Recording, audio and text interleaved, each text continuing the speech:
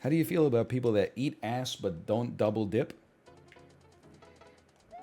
I'm not going to answer the question the way you posed it. I'll answer it by filtering it through my own sentiment, which is I think people are way too strict about double dipping. To be clear, in shared eating environments, I don't double dip. But it's not because I think it's unsanitary necessarily or demonstrably unsanitary. It's because other people would be like, hey, you just double dipped. And then I would be shamed. I'm sure it is a little bit unsanitary, but there's been like, this hummus has been open in the fucking air for 4 hours. People are sneezing, coughing, speaking moistly, getting their germs all over it. But all of a sudden, if I eat like half of a pita chip, like I would taint the dip by putting the pita chip back into the hummus. Flies have been landing on it when nobody was paying attention. It's a battle that I don't want to fight. Like I don't think that we ever beat the bacteria. I think that we do what we can, and then one day the bacteria win, because the bacteria always win. Now you shouldn't, like sneeze into the hummus. You shouldn't palm the dip, for example, but a double dip, I don't think a double dip is a big deal at all. I would rather be in a situation where people are double dipping than a situation where people are like, hey, do you want to try a sip of my drink? That's the fact that almost nobody seems to have a problem with being like, yeah, I'll take a sip of it. Oh, but don't worry. I'll use a different part of the glass. Because, bacteria is non-motile. There's no, you see where you've left like a huge lip print? I'll just rotate the glass 180 degrees and then drink from a shared reservoir, which was inside of your mouth, and then a little bit probably came back into the cup. That'll save me. Maybe here's the thing. I think you'd have to find a doctor who's not part of the pharmaceutical industrial complex, because I'm sure if you ask your doctor, hey, is it okay to double dip, they would be like, what, are you crazy? Because your doctor doesn't want to become a social pariah either. Like, you could have a hidden cam or something like that, and they'll be like, doctor admits double dipping was a scam perpetrated on us by the World Economic Forum or something like that. People are crazy these days. But I feel like, has there ever been a case in history where they're like, oh, they died of an infection? How did they get it? Oh, all signs point to somebody at the party double dipped a tortilla chip in the salsa. No shot, dude. Would you eat something that fell on the floor? I eat stuff that falls on the floor all the time. If my wife is not looking, or if her back is turned. If I walked into my kitchen and there was food on the floor, I would not eat it. If the food went from like the bag to my hands to the floor and then I grabbed it, in a reasonable length of time, I would pick it up and eat it for sure. I mean, I feel like the 5-second rule is I feel like there's some validity to it.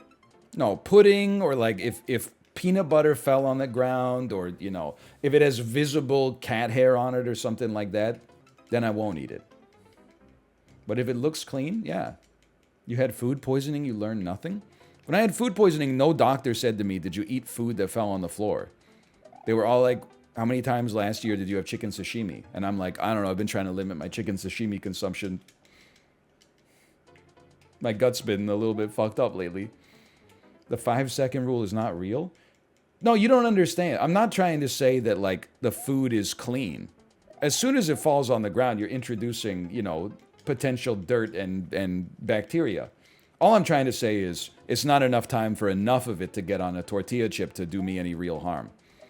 Like, the acid in my stomach it's gonna body whatever the floor put on my tortilla chip, without a doubt.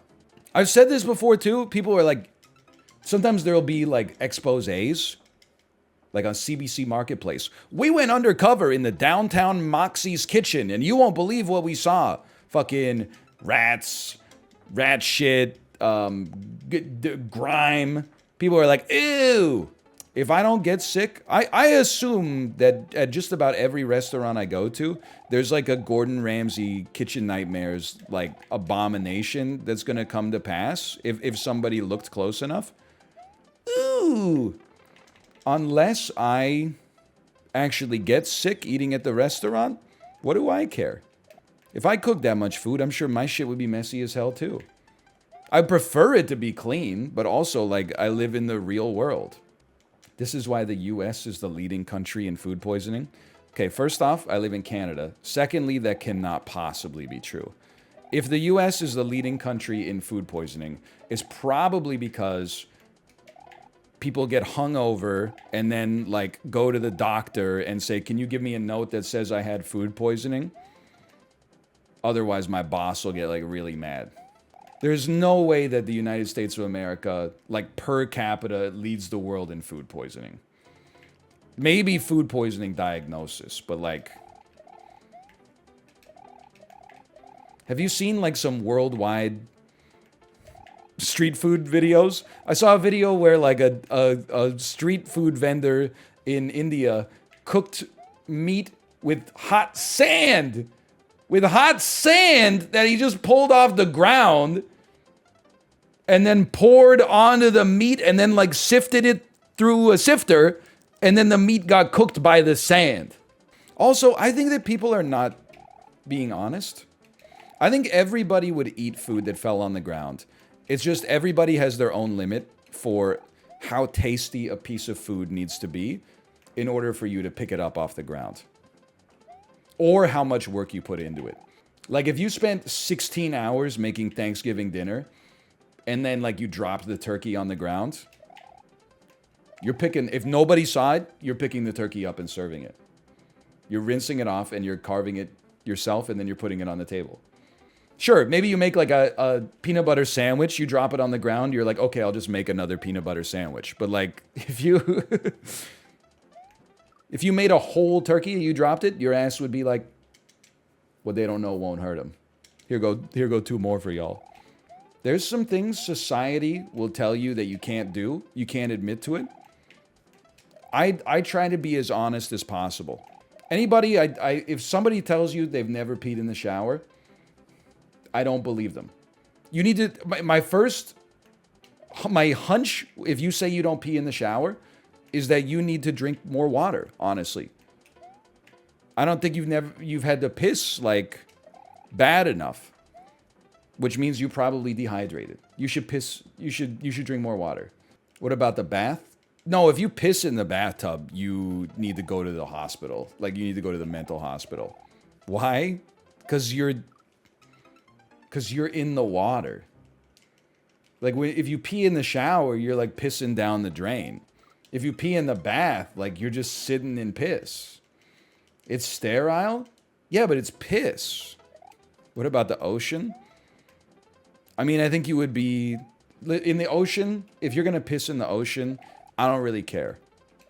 The ocean's got a lot of piss in it, I'm sure. It's so huge. I mean, there's piss everywhere. It's just a question of, like, concentration, right? The ocean must have a relatively low piss concentration due to the sheer volume of the body of water. But like if you piss in a swimming pool, then yeah. I mean, if you're like 9 years old, I'm not going in on you. But if you're like an adult that pisses in a public swimming pool, you're a terrorist, essentially. As far as I'm concerned, that's biological warfare. You sort of, like if you're getting into a shared swimming pool that children are in or have been in, and you're under the delusion that there's no piss in there, you're stupid. There's piss in there. But if you're an adult and you're adding to the piss, then you should go to prison. I work in a pool. You could poop in the pool and there's enough chemicals in it to clean it. Yeah, but I don't want to swim next to poop, whether it's going to get me sick or not. Like, it's not a question of... Like, I would just rather not... I would rather not swim in a large toilet bowl, you know? What is the threshold where it goes from unacceptable to acceptable? I don't know exactly. But, like, I don't know. I think if you're... It's somewhere on the borderline of 12 to 13. If you're 12 and you piss in the pool, I think we've at least got to evaluate it on a case-by-case basis to figure out if we're throwing you in prison. But if you're 13 and you piss in the pool, you're going to juvenile detention. Like, there's no perfect one-size-fits-all limit for it, but like, you know, in the real world, we have to make decisions and compromises. That's where I'm drawing my line. Isn't there a chemical that hurts you if you piss in the pool? Well, that's what they should start telling people. I don't know if that kind of society or if that kind of technology exists yet, but he fell for it. What if nobody else is in the pool? One day, somebody else is going to be in the pool. Again, I'm sorry to tell you, if you're an adult, this is just something you have to reconcile. You have to not piss in the pool as an adult. Similarly, if you're like showering at the gym, you can't piss in the shower. Especially if you have like the prison-style men's showers where everybody showers in the same room with your backs turned to each other, so nobody thinks that, you know, anybody's trying to sneak a glance. Which makes it a great opportunity to sneak a lot of glances. But at home, in your own shower, yeah, you can pee in the shower. As long as you pee early enough in the shower that the water and the soap that runs off your body can wash the piss away. What about peeing in the sink? The reason that, like, peeing in the sink doesn't make sense is just, like, on a physics level, it's harder.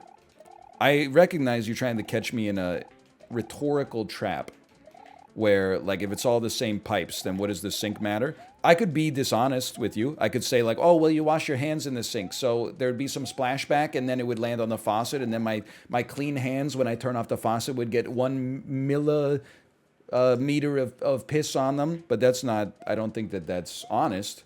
All I'm going to say is that pissing in the toilet and pissing in the shower are both about convenience.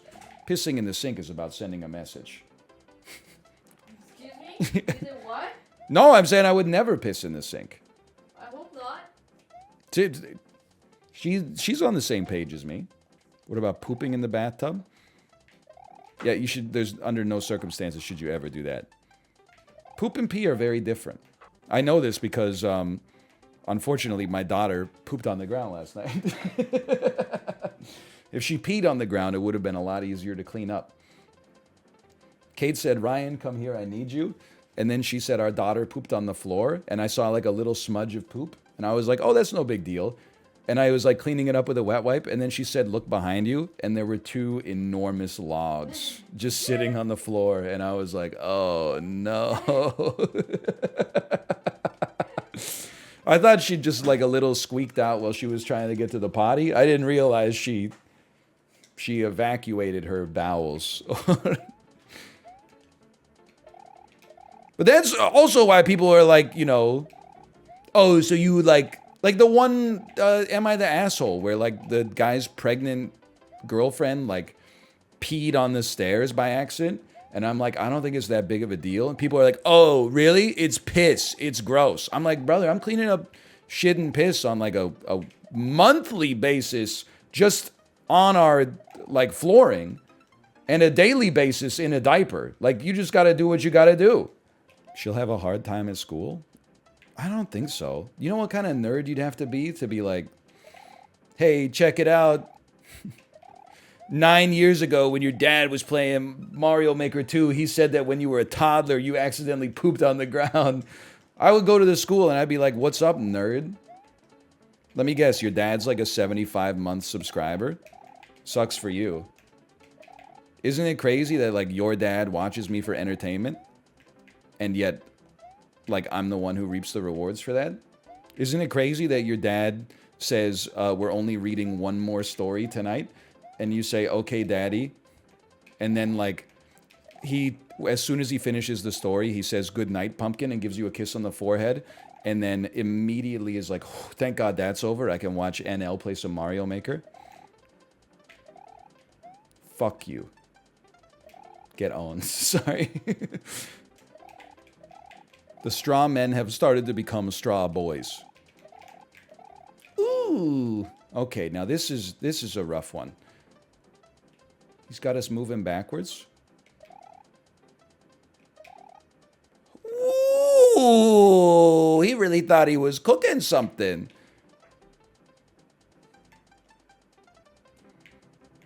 Hang on, I gotta see what are we doing here? I gotta look at it. What are we doing here? Just a big jump? Ooh.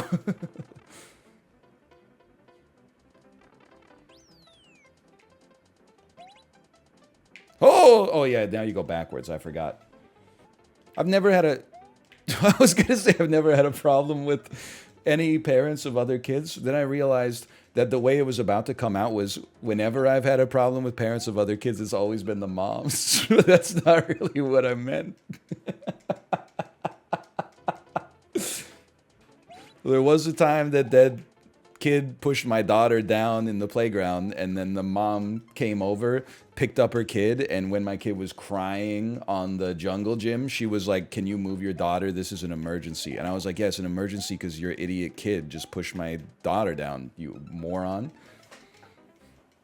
But I don't think that was because she was a woman. I think it's just because it was just genderless stupidity. Like it was irrelevant to the fact that she was the boy's mother.